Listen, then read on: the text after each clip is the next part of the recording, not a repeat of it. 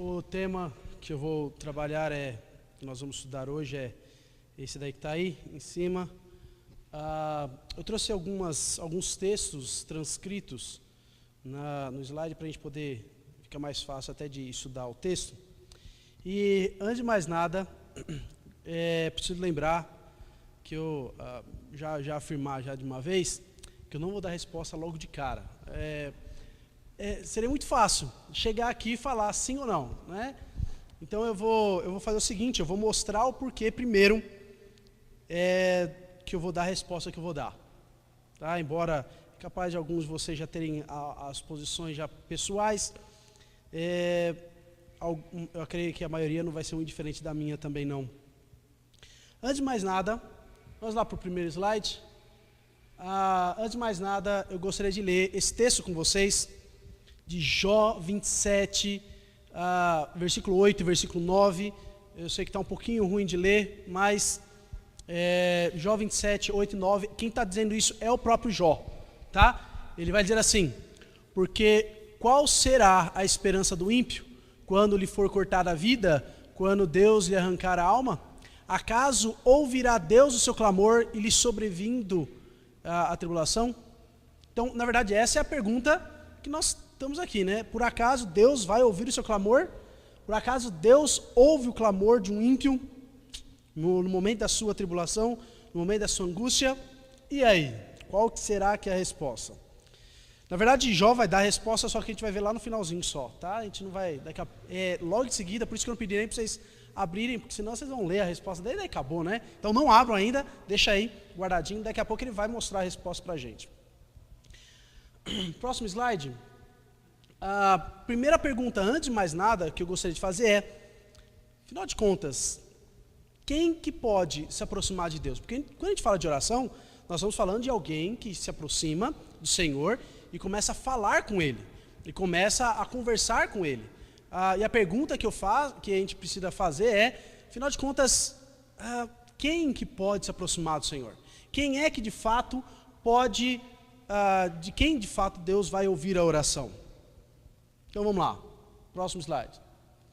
Primeira coisa que a gente precisa lembrar é que o relacionamento que havia no Éden foi quebrado. Vocês lembram disso, né?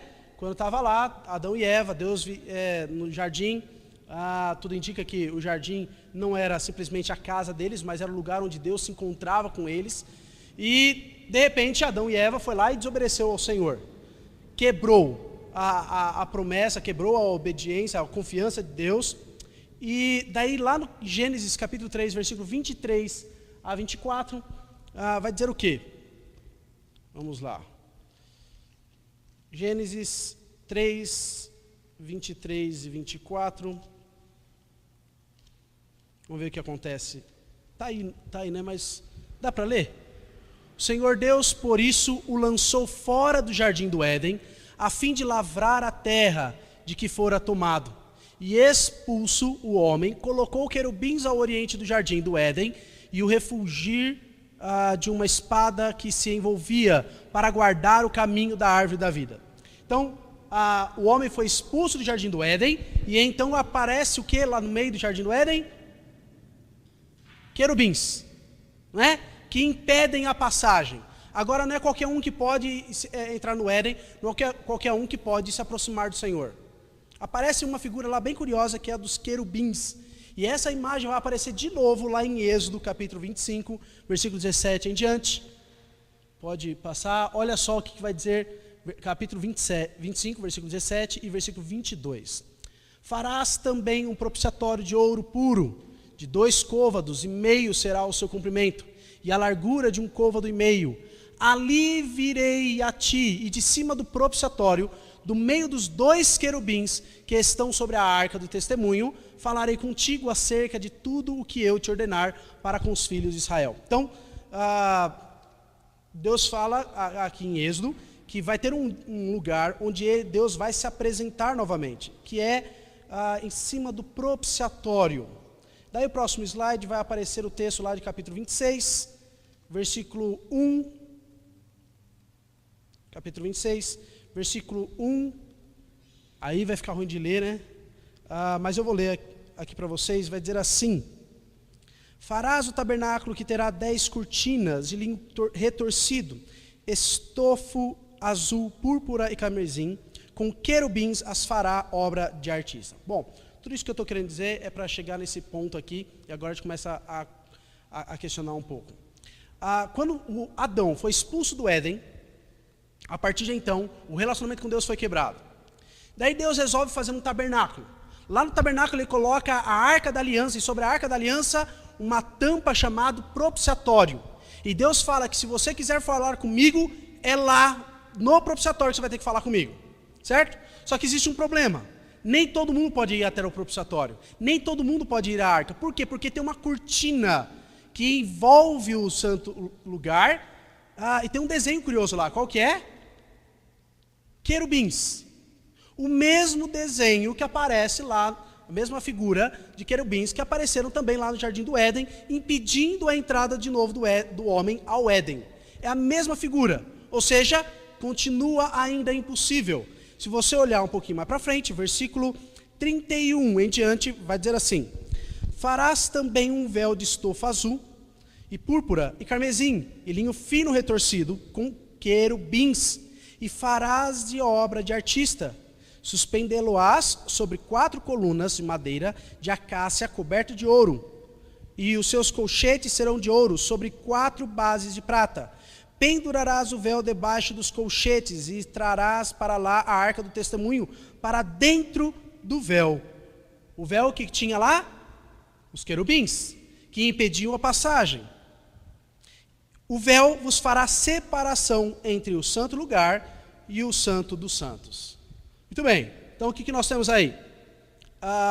Um véu que separa o homem, ou o povo dele, o próprio povo de Israel, o povo de Deus, de entrar e conversar com o Senhor e de ouvir ao Senhor também lá no lugar santo. Para quem lembra um pouquinho de como era o tabernáculo, no lugar santo dos santos, ou no lugar santíssimo, tinha a arca da aliança, e lá Deus aparecia e falava geralmente com Moisés, não é? Era onde Deus falava com o povo. Antes desse véu, também tinha um lugar chamado o lugar santo. Dentro desse lugar santo, tinha o candelabro, tinha a mesa dos pães, mas no meio, bem perto do véu que separava o lugar santo dos santos, tinha um altar de incenso, que o sumo sacerdote, uma vez por ano, chegava lá e derramava incenso, que significava as orações do povo. Mas quem é que podia ir até o altar de incenso? Só o sumo sacerdote. Ou seja, não era qualquer um também que podia se aproximar lá, nem para ouvir Deus falar, nem para entregar as orações. Um grande exemplo que nós temos isso foi quando Zacarias foi entregar a oferta, né, do povo, e o povo estava todo lá fora orando, enquanto Zacarias estava lá dentro entregando as orações do povo, intercedendo pelo povo. Mas será que é só o sacerdote que pode se aproximar de Deus de fato? Daí Salmo 15 vai dar a resposta para a gente. Que está um pouquinho ruim aí, mas vamos lá. Salmo 15 é um texto, se quiser você pode abrir a sua Bíblia, Salmo de número 15.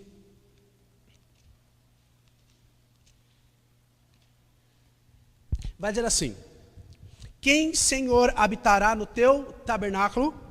Quem há de morar no teu santo monte? Então a pergunta é, quem é que pode realmente se aproximar do Senhor? Essa é a grande pergunta.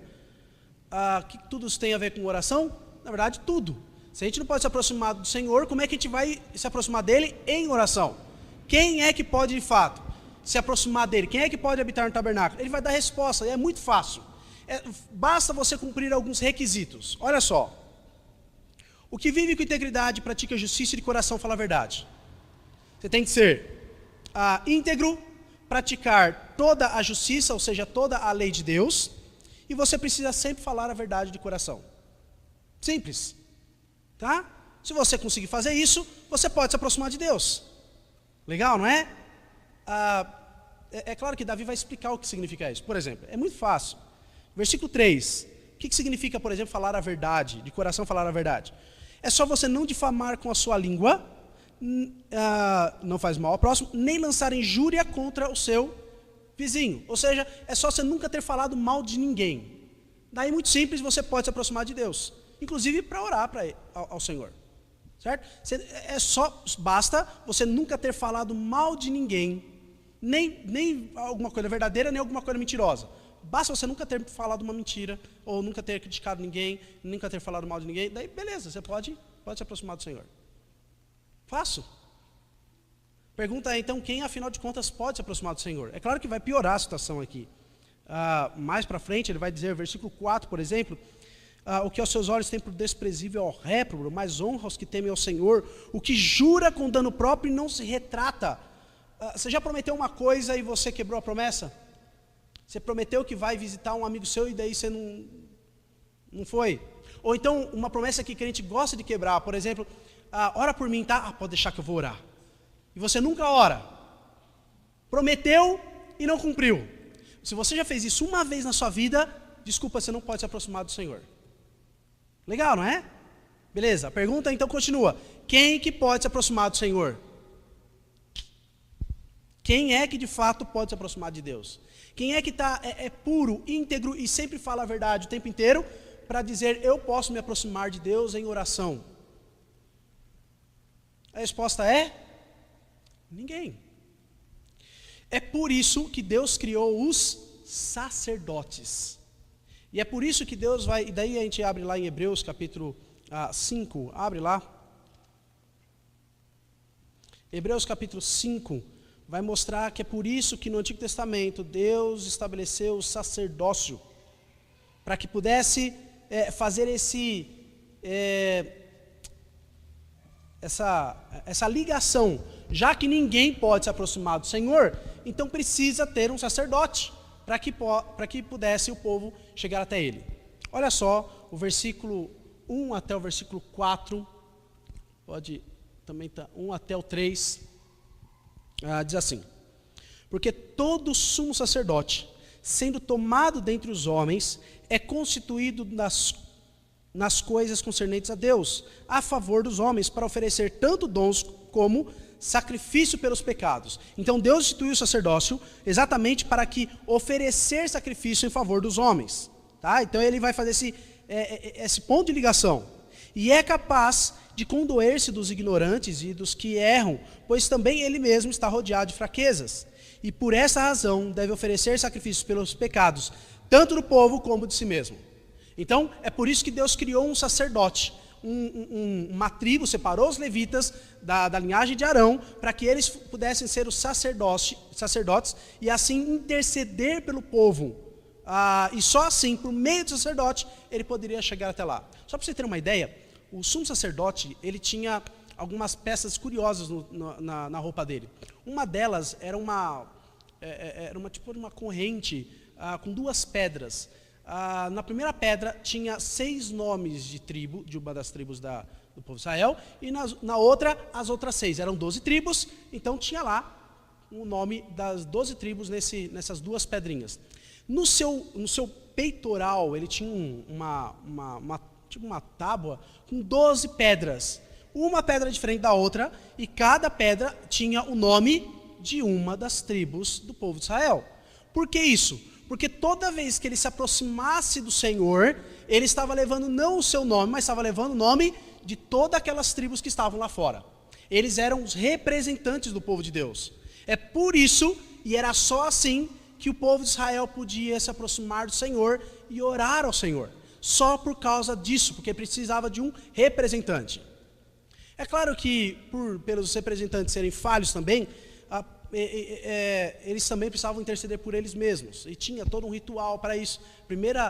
Uma das primeiras festas que tinha no povo de Israel, a primeira festa do ano, uma das coisas que acontecia era exatamente isso: a limpeza e a purificação, o pedido de perdão por eles mesmos, para depois eles pudessem ser intercessores do povo como um todo. Mas todos eles apontavam para uma única pessoa. Quem era? Jesus Cristo, que é o próximo texto. Na verdade, é o texto anterior aí de Hebreus capítulo 4, versículo 14 a 16, diz assim: tendo, pois, a Jesus, o Filho de Deus, como grande sumo sacerdote, que penetrou os céus, conservemos firmes a nossa confissão, porque não temos sumo sacerdote que não possa compadecer-se das nossas fraquezas. Antes, foi ele tentado em todas as coisas, à nossa semelhança, mas sem pecado. Acheguemo-nos, portanto, confiadamente junto ao trono da graça, a fim de recebermos misericórdia e acharmos graça para socorro em ocasião oportuna. Ou seja, Jesus Cristo é esse nosso intercessor, é o nosso mediador entre Deus e os homens, ou o nosso intercessor entre nós e Deus. Nós só conseguimos orar a Deus por causa da obra de Cristo Jesus. Todo esse pano de fundo. Por que eu estou abordando tudo isso?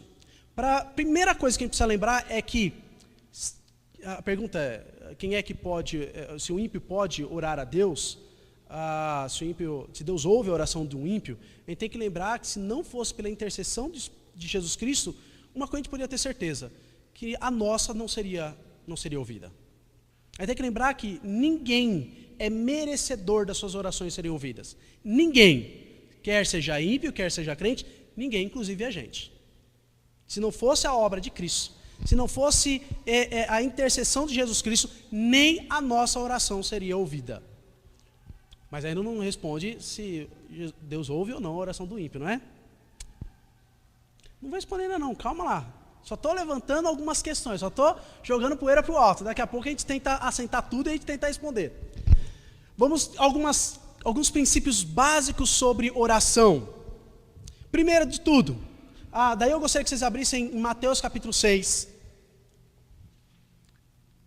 A primeira coisa que a gente sabe é que a oração deve ser dirigida ao Pai.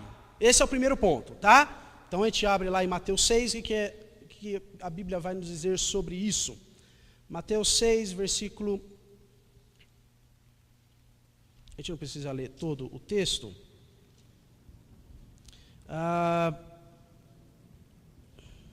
Olha o versículo 5 até o versículo 9. E quando orardes, não sereis como os hipócritas, porque gostam de orar em pé, nas sinagogas e nos cantos das praças, para serem vistos dos homens. Em verdade vos digo que ele já receberá a recompensa. Tu, porém, quando entrares para o teu quarto e fecha a porta, presta atenção aqui, e orarás a teu Pai, que está em secreto, e teu Pai, que vem em secreto, te recompensará. Então, esse é o ponto. Você vai orar para quem quando você entra no seu quarto? Ao Pai. A oração deve ser dirigida ao Pai, a Deus Pai. Versículo 9. Jesus Cristo vai ensinar a orar. Ele não está falando assim, toda vez que você orar, você tem que repetir exatamente essas palavras. Ele está dando um parâmetro para saber como que deve ser uma oração. E a primeira coisa que ele vai falar é o quê? Portanto, vós orareis assim, Pai nosso que estás nos céus. A quem nós dirigimos as orações?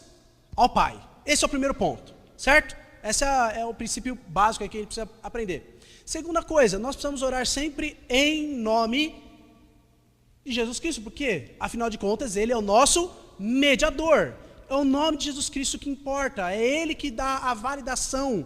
É Ele que torna a oração aceitável. E daqui a pouco eu vou tentar fazer até um exercício mental aqui com a gente, para a gente tentar entender como que funciona um pouquinho dessa questão da oração. João 14, versículo 13 e 14. Alguém pode ler para a gente?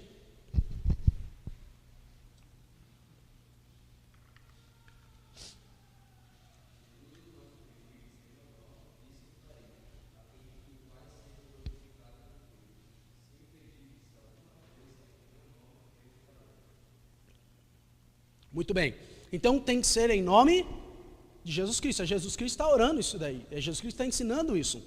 Então, se você quer que o Pai aceite a oração, precisa ser em nome de Jesus. É por isso que a gente fala no final da oração, em nome de Jesus, amém. Só um detalhe, não é totalmente errado fazer isso, mas a gente precisa entender exatamente por que nós oramos em nome de Jesus. Tem muita gente que ora assim, em nome do Pai, do Filho e do Espírito Santo, amém. Termina a oração desse jeito. É errado? Eu não acho que é errado. Só que a Bíblia não fala para a gente orar desse jeito. O que a Bíblia fala para a gente orar é que sempre tem que ter em nome de Jesus. Porque é Jesus que valida a oração. É Jesus que é o nosso mediador, certo? Agora, a gente tem que lembrar também que nome de Jesus não é uma palavrinha mística. Não é que nem uma... para quem era... Bom, não sei quantos brincavam disso, mas quando eu era criança tinha uma brincadeira mais ou menos assim. Para você entrar num quarto, numa sala, sempre tinha alguém na porta e falava assim, qual que é a senha? E daí você tinha que adivinhar a senha. Você ficava tentando o tempo inteiro até adivinhar a senha. O nome de Jesus não é uma senha para você ter acesso ao Pai. Inclusive, a gente tem que lembrar sempre que o nome de Jesus tem poder? Tem, é verdade. Só que nunca desassociado ao próprio Cristo. Um claro exemplo disso foi quando os apóstolos estavam curando em nome de Jesus, estavam expulsando em nome de Jesus, e só de ouvir o nome de Jesus, os demônios saíam. Daí tinha uns espertinhos lá, uau, legal. E fala assim, esse nome tem poder. Tem poder? Tem. E daí eles começaram a falar, eu te expulso em nome de Jesus. Vocês lembram o que o demônio fizeram? Olha, Paulo eu conheço, Jesus eu conheço. Vocês, não sei quem vocês são não.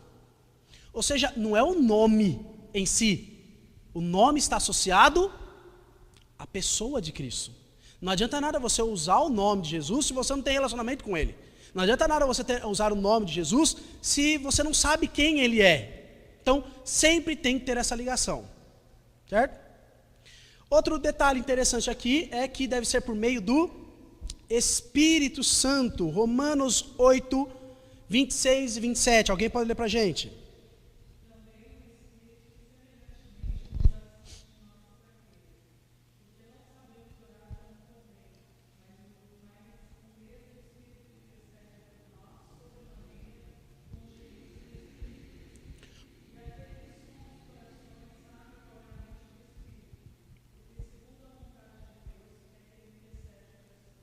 Muito bem, então o Espírito Santo, ele tem um papel muito importante, é o nosso intercessor também.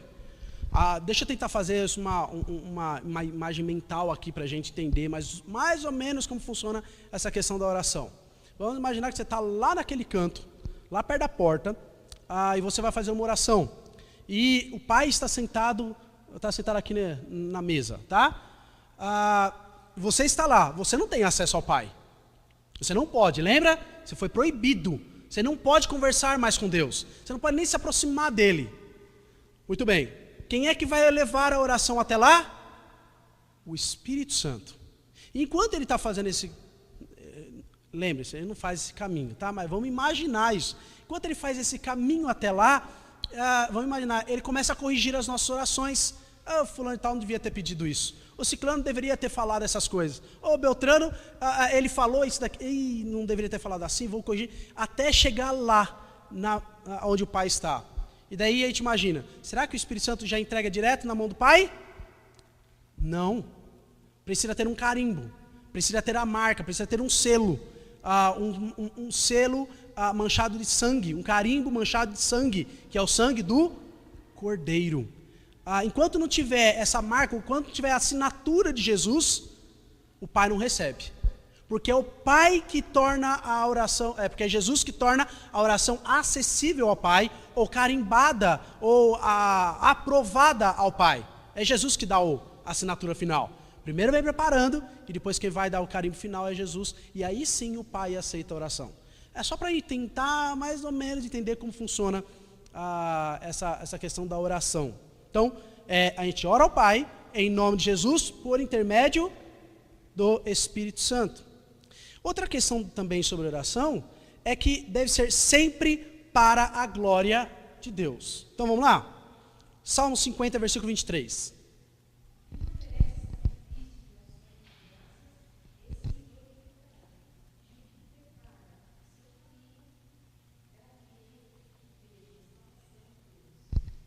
Muito bem.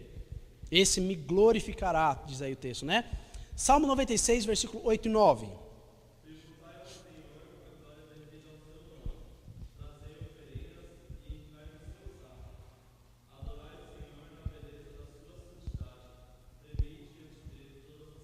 Muito bem. Então, começa a tributar ao Senhor a glória devida ao seu nome. Toda oração deve ter o foco sempre a glória de Deus. Muito bem. Por enquanto eu acho que não respondeu nada, né? Vamos lá para a oração de Jesus? Mateus capítulo 6, mais alguns detalhes que Jesus nos ensina sobre o que uma oração deve ter. Sobre o que uma oração deve ter. A primeira coisa que nós já lemos, na verdade, é que ela não deve ser com vãs repetições, certo? Vãs repetições, versículo 5 vai dizer assim: e quando orardes não sereis como os hipócritas, porque gostam de orar em pé nas sinagogas e nos cantos das praças, para serem vistos dos homens. Em verdade vos digo que ele já receberá a recompensa. Tu, porém, quando orares, entra no teu quarto e fecha a porta, orarás a teu pai que está em secreto, e teu pai que vem em secreto te recompensará. E orando, não useis de vãs repetições como os gentios, porque presumem que pelo muito falar serão ouvidos. Não vos assemelheis, pois, a eles, porque Deus, o vosso Pai, sabe que tendes necessidades antes que lhe peçais. Então, não é com vãs repetições. O que significa isso? O foco aqui não está simplesmente na palavra repetições, mas também está na palavra vã. São aquelas orações sem muita consciência do que está sendo orado, sem muita meditação do que está sendo falado, sem muita... como que eu poderia dizer aqui? Sinceridade. Não há muita sinceridade na oração, porque eles imaginam que só pela oração eles vão ser ouvidos, e por isso eles ficam repetindo o tempo inteiro. Mas, ao mesmo tempo, o versículo 9 vai dizer que para você, que a oração deve ser ao Pai. Então, primeiro você deve ser filho de Deus. Se você vai orar ao Pai, você só chama alguém de Pai se você for filho de Deus. E daí, é claro, a gente vai saber, né? Porque afinal de contas, todo mundo é filho de Deus, não é isso?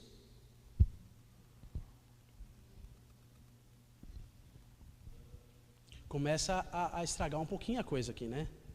Mas esse é apenas um detalhe. Mas vamos continuar. Outro detalhe aqui que vai dizer, deve reconhecer a glória de Deus. Mateus 6, versículo 9, diz assim: portanto vós orareis assim: Pai nosso que estais nos céus, santificado seja o teu nome. E no versículo 13 vai dizer: e não nos deixe cair em tentação, mas livra-nos do mal, pois teu é o reino, o poder e a glória para sempre. Quem ora ao Pai deve reconhecer a glória de Deus, deve reconhecer que Ele é santo e deve reconhecer também que dele é o reino, dele é a glória e dele é tudo isso. E por fim, também deve ser submisso à vontade de Deus. Mateus 6, versículo 10. O que diz aí? Venha o teu reino, faça-se a tua vontade, assim na terra como nos céus. Então, quem quer orar ao Pai, precisa estar disposto a que a vontade de Deus seja feita. Muito bem, agora acho que já dá para dar um monte de resposta aqui. Vamos lá, próximo slide. Algumas implicações. O que a gente já viu? Que, primeiro, deve ser dirigida ao Pai. Um ímpio tem acesso ao Pai? Nós temos acesso ao Pai? Sim, por causa de Cristo Jesus, não é? Nós somos carimbados, nós temos o selo, o sangue de Cristo está sobre nós, então nós temos livre acesso ao Pai. O ímpio tem acesso ao Pai? Não tem. Precisa ser em nome de Jesus, como nós vimos. Um ímpio sabe quem é Jesus para usar o nome dele como se fosse uma palavrinha mágica? Ele sabe quem é Jesus. Lembra, o nome de Jesus nunca está associado à pessoa de Cristo, então precisa saber o que está sendo dito, não é? Antes dele dizer, é só você dizer em nome de Jesus e está tudo certo. Ele sabe quem é Jesus?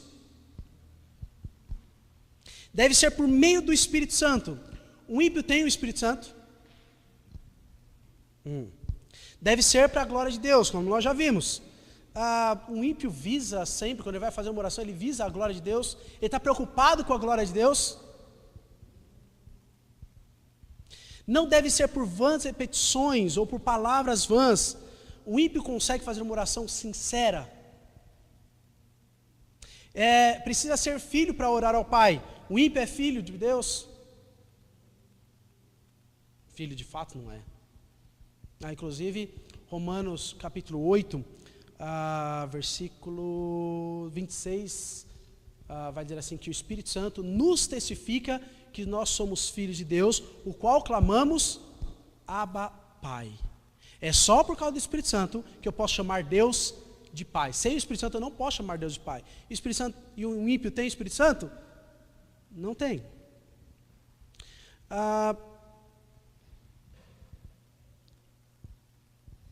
Nós já falamos, eu acho que eu coloquei repetido aqui, precisa ser para a glória de Deus. Ímpio reconhece e ora para a glória de Deus? Não, né? Como já vimos. E a última, precisa ser submisso à vontade de Deus. Um ímpio é submisso à vontade de Deus? Então, diante de tudo isso, o que a gente pode definir? É difícil Deus ouvir a oração de um ímpio, não é? A todos os requisitos que nós temos aí sobre oração, ele não preenche nenhum. Então, como é que ele vai orar? Como é que Deus vai ouvir a oração dele? E daí a gente pode perguntar assim, não, mas tem alguma coisa errada aí. Passa o próximo slide. Tem alguma coisa errada? Será que isso daqui não é forçar demais? Será que tem algum texto explícito sobre isso? Será que tem algum versículo na Bíblia que fala sobre isso? Inclusive, eu nem mencionei aqui, né?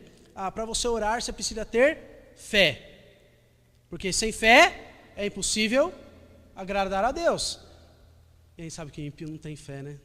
Porque fé é dado por Deus para os seus eleitos. Não é para qualquer um. Não é todo mundo que tem fé em Deus, não. Por mais que eles digam, eu creio muito em Deus, eu tenho muita fé em Deus. É mentira. É mentira. Será que tem textos claros sobre isso? Isaías capítulo 1, versículo 15. Aqui eu vou ter que ler daqui mesmo. Pelo que quando estendeis as mãos, escondo de vós os olhos. Sim, quando multiplicai as vossas orações, não as ouço. Então olha só, Deus está dizendo aqui que tem orações que Ele não ouve. Porque as vossas mãos estão cheias de sangue. Mas aqui está falando do povo de Deus. É verdade. Se Deus não ouve as orações do seu povo por estarem manchadas de sangue, quanto mais de um ímpio, que está, não é só manchada, né, mas está banhada de sangue. Isaías 59, versículo 1 e 2, olha só. Eis que a mão do Senhor não está encolhida para que não possa salvar, nem surdo o seu ouvido para não poder ouvir. Olha só, Deus está sempre atento. Será que o tempo inteiro? Mas as vossas iniquidades fazem separação entre vós e o vosso Deus, e os vossos pecados encobrem o seu rosto de vós, para que vos não... Olha só, é o texto bíblico que está falando que tem orações do seu próprio povo que Deus não ouve por causa das suas transgressões. Isso do povo de Deus. Imagine de um ímpio. Vamos lá mais, vamos mais alguns aí. Salmo 34, versículo 15, eu peguei só alguns, tá? Não peguei todos não, tá? Tem muito texto, peguei só alguns. Os olhos do Senhor repousam sobre os justos, e os seus ouvidos estão abertos ao seu clamor. Então, olha só, para os justos, para o povo dele, ele está de olhos abertos, de ouvidos abertos. O rosto do Senhor está contra os que praticam o mal, para lhes extirpar da terra a memória. Miqueias 3:4. Então chamarão ao Senhor, mas não os ouvirá, antes esconderá deles a sua face, naquele tempo, visto que eles fizeram mal nas suas obras. Mais um texto mostrando que Deus não vai ouvir. Próximo. Provérbios 28, versículo 9 e 15, versículo 29. O que desvia os ouvidos de ouvir a lei, até a sua oração será... Deus está dizendo aqui, né, que a oração dele é abominável. O Senhor está longe dos perversos, mas atende a oração de qualquer um. Ele atende a oração? Próximo. Amados, 1 João capítulo 3, versículo 21 e 22. Amados, se o coração não nos acusar, temos confiança diante de Deus, e aquilo que pedirmos dele receberemos, porque guardamos os seus mandamentos e fazemos diante dele o que lhe é agradável. Um ímpio cumpre os mandamentos do Senhor e faz o que é agradável ao Senhor? É só por causa disso que Deus atende as orações. Inclusive, aí tem que sempre lembrar disso. Se eu quero que as minhas orações sejam atendidas, eu preciso ser santo também. João 15, versículo 7. Se permanecerdes em mim e as minhas palavras permanecerdes em vós, pedireis o que quiserdes e vos será feito. para que a oração seja atendida, para que aquilo que a gente peça seja feito, eu preciso permanecer em Cristo. E as palavras dele permanecerem em nós. Deus concede a sua glória a alguma outra coisa ou a algum outro Deus? A pessoa vai lá e pede para o santo. Adorar santo é uma coisa que agrada a Deus? Ok. Daí a pessoa vai lá, faz oração ao santo, daí Deus olha, fica com uma dosinha dele, tá bom, vou atender ele. E Deus concede um milagre, concede alguma coisa para ele. O que essa pessoa vai fazer em seguida? Vai agradar, vai agradecer o santo e não a Deus. E Deus vai ficar muito feliz com isso, não é?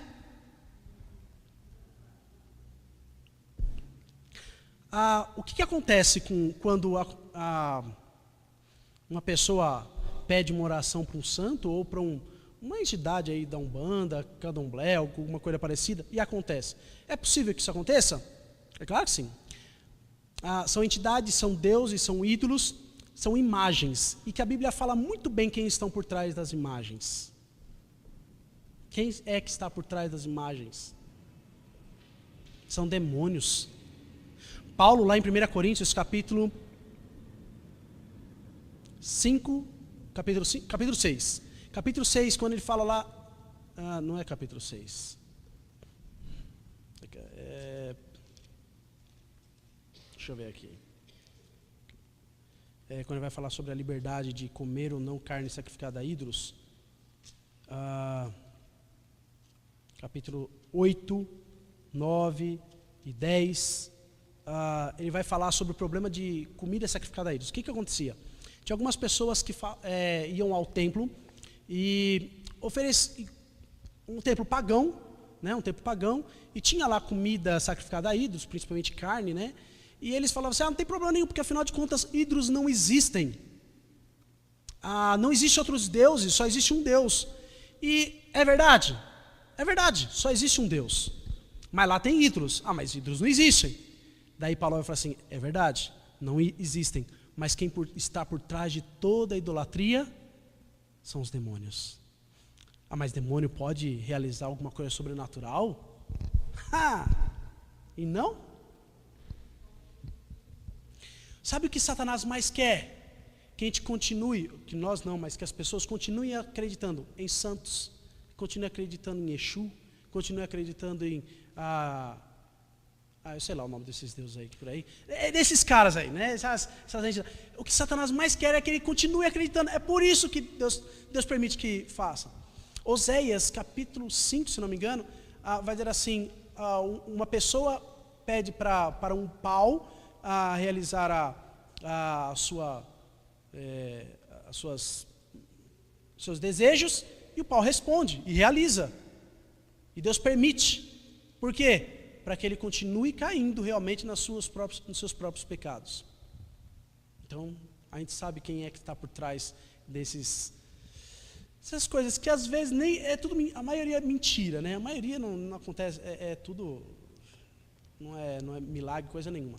Mas algumas vezes acontecem algumas coisas exatamente para continuar acreditando naquilo. E para muitos crentes continuarem acreditando naquilo. Deus não concede a sua glória para ninguém, é somente para Ele. Eu estava estudando para dar esse estudo, eu comecei a ler alguns blogs, alguns textos na internet, e um dos argumentos principais é, se Deus não ouve um ímpio, como é que funciona então, por exemplo, uma pessoa que se converte e pede para que Jesus Cristo entre no coração dele? Ele vai lá, Senhor, eu quero ser teu servo, eu quero que você entre no meu coração, eu quero que você... e aí?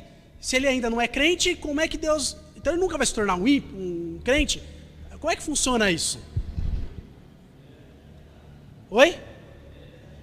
Exatamente.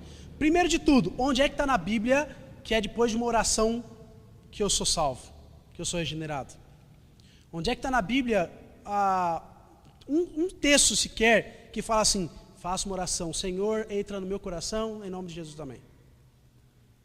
O que nós temos na Bíblia é, conversão tem a ver com o fato de eu me arrepender da minha antiga vida e começar a seguir a Cristo, tomar a cruz, negar-se a si mesmo. Isso é conversão. Não é uma oração que eu faço. Não é um momento na minha vida que eu chego, levanto a mão e eu faço oração e acabou, como diz Warren Wiersbe. Rick Warren. Ele fala assim num texto: se você ainda não é salvo, faça uma oraçãozinha. Senhor, eu quero que você seja o meu Deus, quero que você seja o meu Senhor. Escreva num papel, muito bem, seja bem-vindo ao reino de Deus. Não sei de onde ele tirou isso. Porque quando a gente fala de conversão, em todo momento na Bíblia a gente vê falar de arrependimento, mudança de vida, não uma oraçãozinha que você faz. Inclusive tem muito crente falso porque acredita que é só você fazer uma oração e acabou. E não é. Isso não é conversão. Esse é um ponto. Segundo, que é o que o irmão falou mesmo, a regeneração vem antes. Quem é que me motivou a servir a Cristo? Foi o Espírito Santo, que me deu vida e a partir de então eu me torno filho de Deus. E daí agora pode mostrar aí, que já está aí, né? Romanos 8,15 fala que é o Espírito Santo que me motiva, é o Espírito Santo que me faz clamar, Abba, Pai. Se o Espírito Santo já está em mim, é porque eu já nasci de novo. Eu não percebi ainda, posso não ter percebido ainda, mas que eu já nasci de novo, eu já nasci. Ou, na verdade, eu já comecei a viver de novo. Que é uma diferença entre ser regenerado e nascer de novo. Há uma diferença aí. Primeiro a gente é regenerado, depois a gente nasce, não é? Há uma pequena diferença aí. A regeneração parte sempre de Deus e não do homem. Deus não depende da minha oração, de uma decisão minha para Ele me tornar filho dele. Certo? Vamos ver a resposta que Jó dá, aquela primeira pergunta, pode passar. Acaso ouvirá Deus o seu clamor, ele sobrevindo à tribulação? Deleitar-se-á, olha a resposta dele. Deleitar-se-á o perverso no Todo-Poderoso? Ou seja, ele tem prazer no Todo-Poderoso? Um ímpio tem prazer no Todo-Poderoso? E ele invocará a Deus em todo o tempo? Ou seja, ele realmente ama tanto a Deus que ele vai estar sempre invocando ao Senhor? Ou ele só busca ao Senhor quando lhe interessa? Ou quando mais lhe aperta o calo? É claro que é sempre por interesse. Um ímpio de verdade, um ímpio de fato, ele nunca vai orar ao Senhor com sinceridade no coração. Por que eu contei toda aquela história do sacerdote?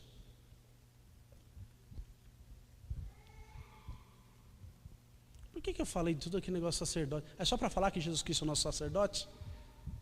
Será que é isso? Tem mais alguma coisinha aí, não tem não? 1 Pedro capítulo 2.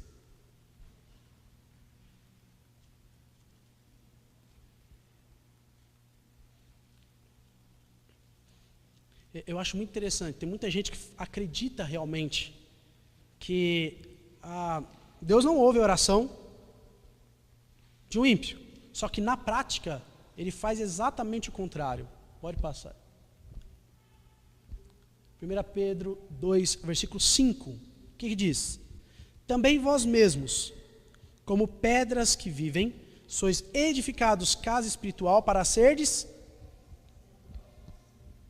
a fim de oferecer de sacrifícios espirituais agradáveis a Deus por intermédio de Jesus Cristo. Versículo 9, vós porém sois raça eleita, sacerdócio real. Isso daqui é só para a gente entender, se os ímpios realmente não podem orar a Deus, como que eles fazem então? Quem pode suplicar por eles? Nós. E sabe, olha só como é interessante, talvez muitos de vocês já devem ter feito isso. Chega alguém que não é crente para você e fala assim, ora por mim lá na igreja, eu sei que você acredita muito em Deus, ora lá por mim. O que geralmente a gente fala? Posso até orar, mas você tem que ir lá orar também. Não é assim? Na maioria das vezes a gente faz isso. E muitas vezes nós acreditamos que, ele tem que ir na igreja para orar, porque não adianta nada eu ficar orando por ele, se ele não fizer a parte dele. Claro que não. Se existe alguém que pode orar por ele, é a gente, não ele. Mas ele nunca vai ter vontade por conta própria de estar na igreja. Quem é que vai rogar pela vida dele para que ele seja transformado e tenha vontade de estar na casa de Deus? São os sacerdotes. E nós somos esses sacerdotes. Nós somos responsáveis por orar por aqueles que não têm fé. Nós somos responsáveis por orar por aqueles que não creem em Deus. Por mais que digam, mas não vivem. Nós somos responsáveis por orar por eles. Eu creio que essa, na verdade, seja a maior lição para a gente de um tema como esse. Deus atende a oração de ímpio? Não. Então, ore por eles. Não fique falando, você tem que orar, vai você mesmo lá para orar. Não, nós precisamos orar por eles. Enquanto Deus não transformar a vida deles, a responsabilidade... O país está numa calamidade só. Quem é que pode orar pelo nosso país? Minha família é cheia de descrente, cheia de problema. O que a gente fala? Vocês têm que ir para a igreja para resolver os problemas. É claro que eles têm que ir na igreja também. É claro que precisa. Só que quem é que vai orar pela nossa família quando tem pessoas descrentes? Nós. Essa é a maior aplicação que nós temos. Quando tem um povo distante lá, sofrendo com calamidades, como por exemplo houve no Japão, como houve na Índia, se tem alguém que pode orar por eles, é a igreja. É a igreja. E que muitas vezes a igreja deixa de lado.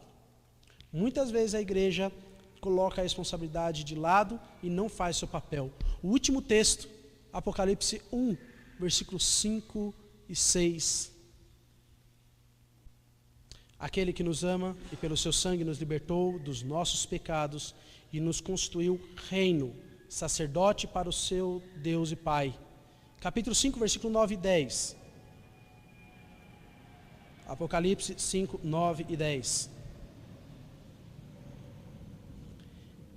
Digno és de tomar o livro e de abrir os selos, porque fostes morto, e com o teu sangue compraste para Deus os que procedem de toda tribo, língua, povo e nação, para o nosso Deus, e constituísse reino e sacerdotes. Se ímpio não pode orar, na verdade até pode, mas se Deus não vai atender a oração de ímpio, a responsabilidade cai todinha sobre a gente. Todinha sobre a gente. E às vezes nós deixamos de lado. Né? Certo? Era isso. Deus abençoe e nos torne cada vez mais sacerdotes do Deus.